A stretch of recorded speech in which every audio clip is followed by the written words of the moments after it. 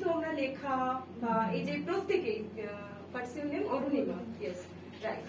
তো ও তো লিখলো, মানে নিজেদের লাইফের যে এক্সপেরিয়েন্স গুলো থাকে না, সেটাই কিন্তু আমরা কোথাও না কোথাও লেখার চেষ্টা করি, কারণ বলতে পারি না, তখন কি করব, সেই ওয়ার্ডস গুলোকেই আমরা এক্সপ্রেস করি with our own thoughts and etcetera.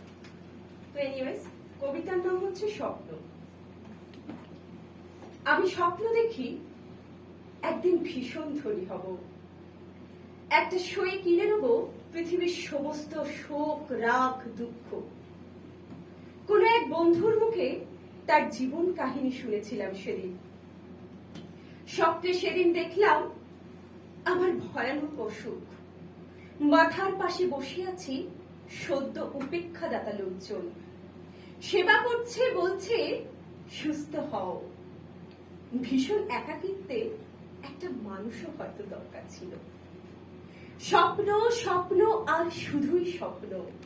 সেদিন দেখি দুর্গা মায়ের হাতে কিন্তু আর ত্রিশূল নেই, মা দুহাতে অসুরকুলকে সুরের শিক্ষা দিচ্ছে।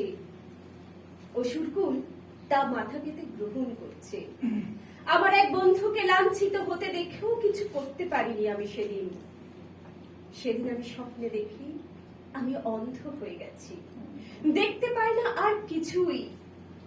চারিদিকে শুধু শান্তি শান্তি আর শুধুই শান্তি। আমি অশান্তি পছন্দ করি না কখনোই।